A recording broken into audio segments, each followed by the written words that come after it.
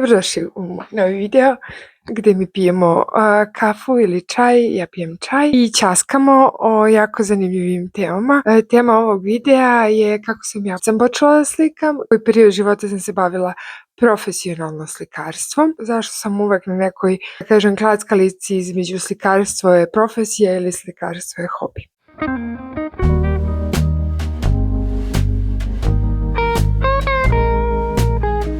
Počela da slikam kad sam imala 6 godina. To je stvarno jedina aktivnost koja je meni tada išla, zato što sam bila asmatično dijete. Imala sam astmu, nisam mogla da trčim, nisam mogla ne znam koliko budem aktivna i onda jedno što meni preostajalo je da slikam. I znam, u vrtiću smo počeli da prvo crtamo ljude i ja sam tada dobijala pohvale od tadašnjih vaspitačica i sjećam se, crtala sam jako smiješne stvari. Primjer, crtala sam voz koji ne ide po šinama. Onda sam u prvom razredu osnovne nacrtala kravu koja vi me ne uzadi nego napred i učiteljica je uvrla smeha meni da je bilo. U mozgu nije bilo jasno što se ona smeje. Imala sam disleksiju, što u jednom posebnom videu ću da pričam o tome, ali ako vidite da dijete piše unatraške i da piše čudno, to su prvi znaci disleksije. Naravno, moju disleksiju niko nikad nije otkrio. Moje, 30. godine kad sam išla na kurs nemačkog i tad su mi ustanovili da imam disleksiju. Gutala sam slova, čak sam bila sposobna da iz rečenice mama progutam jedno slovo. Početci su bili zaista onako čarobni, ja sam obožavala da crtam i da slikam i mrzala sam kad uzete ono dete u vrtiću, puste napolje, oni svi krenu napolje, krenu da vrište, skaču, penju se, dete koje sedi u ćošku bio hoću crtam, hoću slikam. Apsolutno ove aktivnosti ne zanimaju jer moj kapacitet pluća ne može da izdrži da trčim jurcam unakolo. I da, bila sam prilično mirno dete. I ti moji prvi crteži, sećam se da sam obožavala Crvenkapu i Vuka. Ovdje ću ostaviti šolju. Ta šolja me je baš onako inspirisala i žao mi je nađem knjigicu Crvenkapa i Vuk. I ja sam baš uradila kako mama ispraća Crvenkapu. Žao mi je što taj rad nemam, nije sačuvan, ali znam da je kao bio na izložbi vrtića koja je bila u holu Užičkog narodnog pozorišta i da sam ja sve iz familije zvala na otvaranje moje prve izložbe.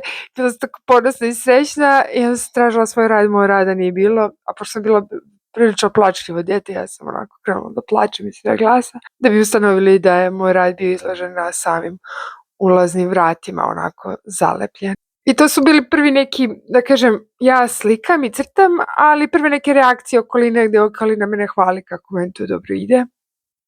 I meni to znači jer meni ništa drugo ne ide jer sa disleksijom vi brkate sve živo, vi brkate slova, vi brkate brojeve i prosto vam ne ide, a i sistem je takav da vam nešto ne ide, mislim još u tadašnje vrijeme, niko se ne pita što vam to ne ide, nego u fazonu, a vi ste glupi i to je to. Ja sam se baš jako trudila da slikam i sjećam se i moj prvi rad temperom su bili neki maslačci, to su bile mrljeni, što to nije bilo fascinantno, ali meni bio fascinantan sam taj dodir sa temperama i odličan prelaz neke valere i neki malo profesionalni rad u 5. razredu osnovne, o čemu ja pričam, ali bila sam suvi pastel. I suvi pastel je tehnika da vi možete mrljati prstima i da pravite oblike i pravite forme. Ja preporučujem da ako imate talentovano dete mu kupite suvi pastel, papir, zato što zaista sa suvim pastelom vi možete da i napravite neke efekte koje ja kasnije pravim i uljem, da se razmrljava prstićima, da se prave odsjaji. I ja sam bila jako uporna, jako tvrdoglavo dete, ono mala bikčica. Kao, moram nešto, zacrtam nešto i to nešto ja radim do beskraja uporno. I ja sam imala svoju svesku sa crtežima, prilično slično ono što sad radim, znači volim, i tad sam volila ilustracije bajki, imala sam dosta knjiga koje su bile prelepo ilustrovane i dalje ja sam zaglavljena, jel te, kao i nekad i dalje mi je inspiracija. I mislim da je dobro kod umetnika da se on vrati u svoje djetinjstvo i da nađe te teme koje su ga fascinirale i da ga to pokrene na rad, jer mislim da je to ono kao prava istinska iskra. I ja sam te svoje crtežiće odnela tad nekom akademskom umetniku, usmerio dalje i to u nekom sledećem videu ću ja baš da pričam o mojim pripremama za upis u srednju i na faks, kako to izgledalo, kako su izgledale te studije, koliko sam ja radila radova. To ću baš u jednom videu onako posebno da vam ispričam, da vam pokažem sve radove, da vam pokažem koliko tu radova ima i koliko je potrebno da uradite radova. Mislim, nisu svi sačuvani. Super su bile i nagrade koje sam dobila u osnovnoj školi kao još dodatni boost. Sećam se, radila sam, neki Crveni krst bio kao napravio konkurs. Ja sam radila 2 rada i moj rad je, mislim da je osvojio 3. mesto, a radila sam i drugarici rad koja je s tim radom dobila 1. mesto. Ali njena je bila ideja, tako da ja sam samo tu nacrtala šta je ona zamislila. Radila sam, to mi je jedna od omiljenih nagrada, radila sam Nikolu Teslu.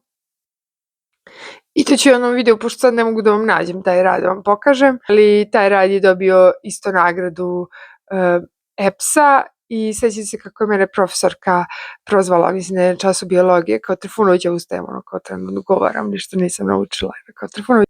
Ja kao da, je li tvoj rad izložen u EPS-u? Ja kao da, kao to mi je jedna svetla tačka dok sam plaćala struju. Tad ja u stvari shvatam da je ceo taj proces slikarstva može zaista da ostavi uticaj na druge. U stvari, pre što ja sam uvek bila brbljiva, uvek, da se razumemo, jača komunikacija, ali sam shvatila da je likovnost i da je slika nešto što može da ostavi trag, što može da ostavi dublju priču, što može da ostavi emociju i onda je meni to nešto što mogu nekome da poručim za time što naslikam.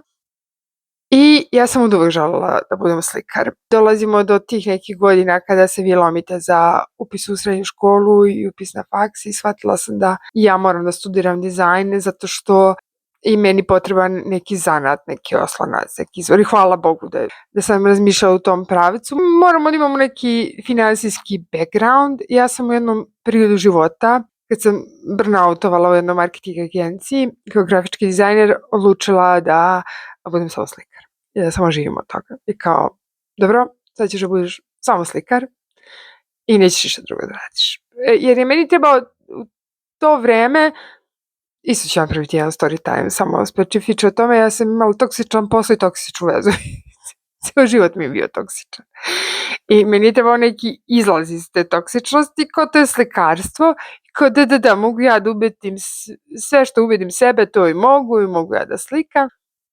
I meni je išla ta prodaja slika. Međutim, problem je kada, i u tom periodu sam imala i prvu samostalnu izložbu, međutim, problem je kada vi uskočite u taj rabbit hole i on nema kraja, zato što sam ja tad proizvodila mnogo slika, jer je naravno za egzistenciju, pogotovo u Beogradu, vam treba i mnogo para.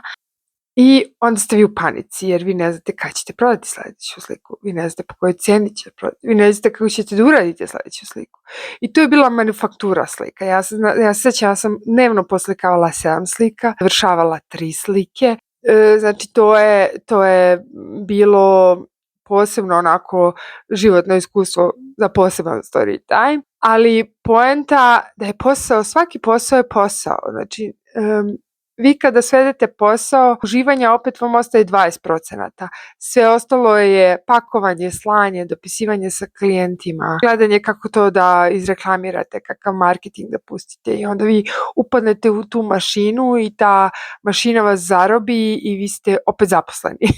Radite u svojoj firmi, ali ste zaposleni. Međutim, ja da se sad vratim u te moje godine, ja bi sad sebi rekla ipak to je posao koji će ti dati dovoljno i vremena, slobodnog vremena da možeš da se baviš slikarstvom i fokusiraj se na slike koje su kvalitetne i koje su lepe i nemoj da ih prodaješ pod zašto.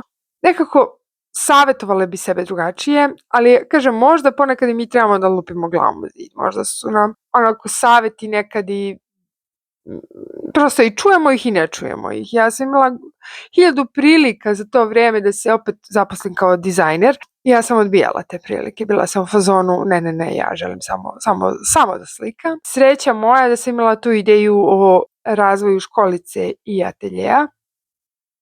I onda sam u Beogradu i razvila školicu, IET Studio, i ta školica je trajala 7 godina do korone. I ja sam voljela tu školicu. Međutim, problem svega toga, i školice i slikanja, je što ste vi opet sami. Problem je u tome što je sve to neizvesno. Znači, jer kad dođe korona, deca prestaju da idu u školu, ja ostajem bez tog dela prihoda.